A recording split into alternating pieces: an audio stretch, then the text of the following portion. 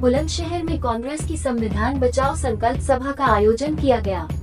कार्यक्रम में कांग्रेस के प्रांतीय और राष्ट्रीय नेताओं ने हिस्सा लिया। इस दौरान संकल्प सभा को संबोधित करते हुए कांग्रेस के पश्चिमी उत्तर प्रदेश अध्यक्ष नसीमुद्दीन सिद्दीकी बोले कि भारतीय जनता पार्टी लगातार संविधान की धज्जियां उड़ाने पर तुली है। यदि संविधान बचाना है तो भाजपा को हटाना होगा। मणिपुर हिंसा पर बोलते हुए नसीमुद्दीन बोले कि देश की बेटियों को नग्न करके परेड कराई जा रही है और सरकार उस पर विपक्ष से चर्चा तक नहीं करना चाहती।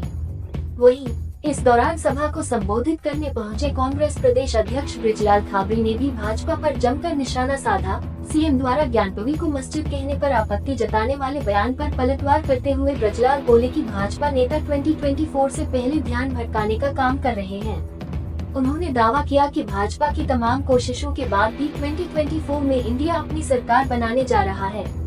गौरतलब है कि कार्यक्रम के बुलंदशहर के अलावा गाजियाबाद, गौतम बुद्ध नगर समेत आसपास के जनपदों के कांग्रेसियों ने भी हिस्सा लिया। देखते रहिए SR news network editor in chief Farooq Khan के साथ। इस सभा की रौनक बढ़ा रहे हैं। ये नीले गमछे की बात हमने क्यों की? क्योंकि मुझे पता है नीला गमछा किनका है, ये मुझे पता है, इसलिए मैं उनको नहीं भूल सकता हूँ। उनकी आज हमें जरूरत है।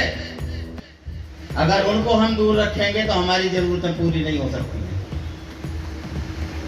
जब तक हमने इस देश में भाईचारा बना के रखा है, तब तक हम इस देश में कांग्रेस के रूप में सरकार में रहे हैं। जैसे ही हमारे भाईचारे में दरार पड़ना शुरू हुई, हम सरकार से दूर होते चले गए। एक हिस्सा चला गया साइकिल पर बैठ गया, दूसरा हिस्सा चला गया हाथी पर बैठ गया। आज हमें जरूरत है दोनों की। हमें वो साइकिल और हाथी दोनों की जरूरत है, लेकिन उनके नेता बहुत सोच समझ के काम कर रहे हैं। हमें उन नेताओं से उतनी जरूरत नहीं है जितनी जरूरत हमें उन नेताओं को बनाने वालों की जरूरत है। जिस दिन नेता बनाने वाले लोग हमारे साथ खड़े हो जाएंगे, कांग्रेस पार्टी की सरकार होगी, कोई उसे रोक नहीं सकता। एनडीए जीतेगा, इसे कोई रोक नहीं सकता।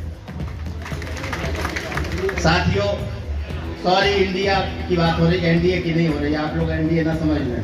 इंडिया और एन से ही इंडिया होते ही एन से ही एनडीए बन जाता है, तो एनडीए नहीं, इंडिया ही बात कर रहा हूं मैं।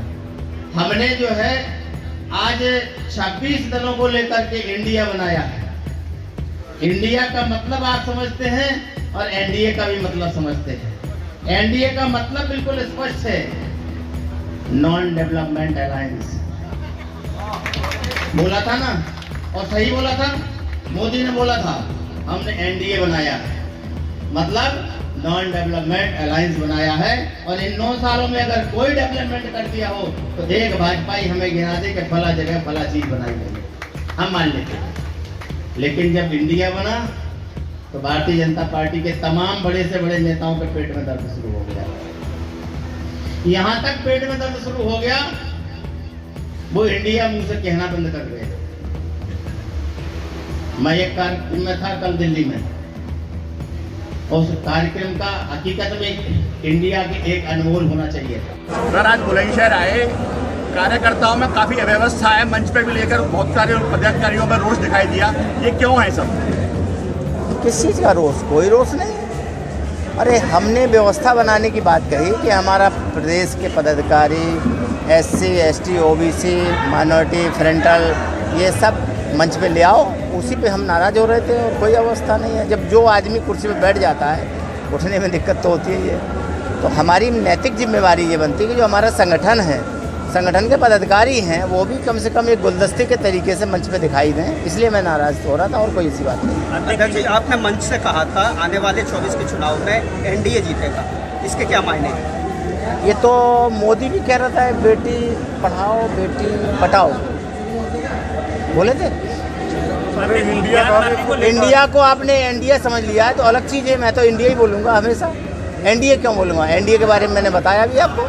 ज्ञानवापी को लेकर कल योगी जी ने कहा है कि वहाँ की दीवारें चीख कर बोल रही हैं कि यहाँ त्रिशूल है, उसको लेकर के आपको क्या कहना है? जब वो दीवारें बनी थी तब ना योगी जी थे, ना मोदी जी थे, ना उनके पूर्वज थे, तो इन्हें कहाँ से सुनाई दे गया? ये कुछ नहीं है, आने वाले 24 के लोकसभा के चुनाव को जनता को भटकाने का एक शगुफा है, जिसमें बहुत सारे तंत्र के लोग शामिल हैं। क्या अदालत का निर्णय प्रभावित करने के लिए पहले से बयान दिए जा रहे हैं? देखिए, अदालत अपना काम करे, उनका काम अपना है, जनता अपना काम करेगी। जनता को पता है 300 रुपये टमाटर खरीद के हम कितने दिन खा सकते हैं। जनता ने तय कर लिया है कि अब की बार इंडिया की सरकार। अभी आप ये कह रहे थे मंच से कि हमारी लड़ाई 100 कार्यकर्ताओं की है, क्या समझा जाए इस बात को? वो समझाने की हमें ज़रूरत भी नहीं है, वो हम समझाएंगे अपने कार्यकर्ता को। अगर आपके माध्यम से समझा दिया तो वो तो हाल कार्ड तैयार कर लेंगे।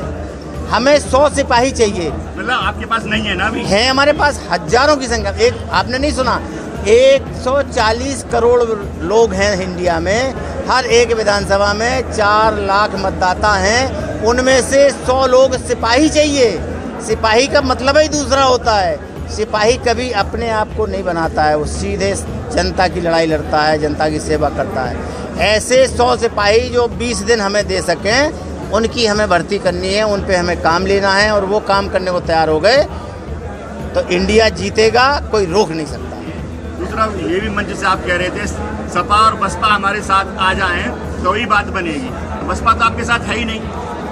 हमने कहा सपा और बसपा आ जाए, आपने गलत सुन लिया। हमने ये कहा है कि सपा और बसपा में बटे वोटर्स जिस दिन कांग्रेस के तरफ देश को और संविधान को और लोकतंत्र को बचाने की नीयत से आ जाएंगे, उस दिन इंडिया जीत जाएगी।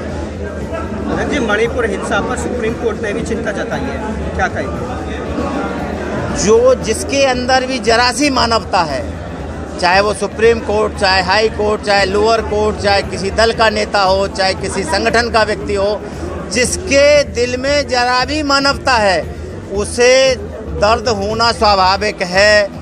मणिपुर में जो हुआ है, अभी तक ऐसा हमने तो नई वीडियो देखा था जो देखा है। योगी जी ने जो ये कहा है कल कि एक पक्ष को जो है वो सौंप देना चाहिए, क्योंकि ज्ञान बाकी पर जो बोले हैं एक पक्ष को सौंप देना चाहिए मस्जिद को, इस पर आपका क्या कहना है योगी जी के पूरे भाषण? भारतीय जनता पार्टी के नेताओं ने, छोटे बड़े नेता जो भी हैं, वो तो कह रहे हैं कि पूरे देश को 5 लोगों को सौंप देना चाहिए, अडानी ग्रुप को, सबको, जो भी देश के अंदर है सब इनको सौंप दो और हमें फ्री करो।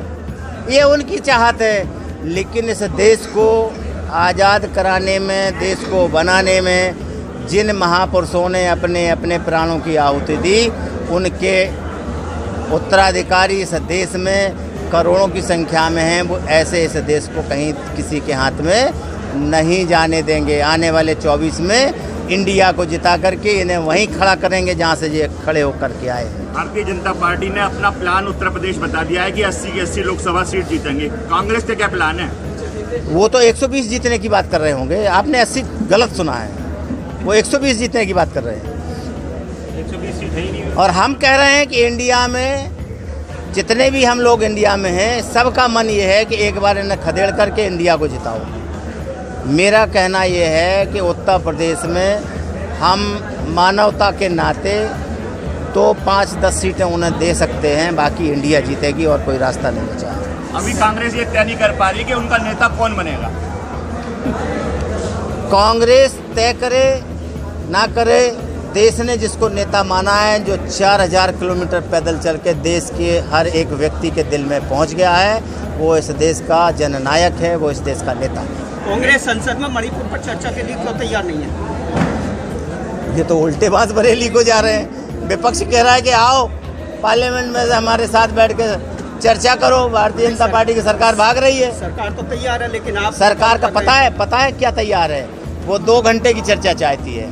2 घंटे में सारे दलों के हिस्से में इतना सा समय पड़ेगा। विपक्ष चाहता है कि जब तक चर्चा होती रहे, जब तक उसका रिजल्ट निकल के ना आए। क्यों भाग रहे? हम ऐसी चर्चा नहीं चाहते हैं कि तुम 1 घंटे में सारे दलों को चर्चा नाम पे। 36 सेकंड की पहली प्रेस कॉन्फ्रेंस देखी है देश के प्रधानमंत्री की, 36 सेकंड की। उस 36 सेकंड में भी राजस्थान भी ले लिया, गुजरात, छत्तीसगढ़ भी ले लिया, राजस्थान भी ले लिया, मध्य प्रदेश भी ले लिया। जाके बाद कहीं छोटा सा हल्के से मुंह से माँ निकला है। माँ माने मणिपुर। 36 सेकंड में क्या क्या कह सकता है एक आदमी।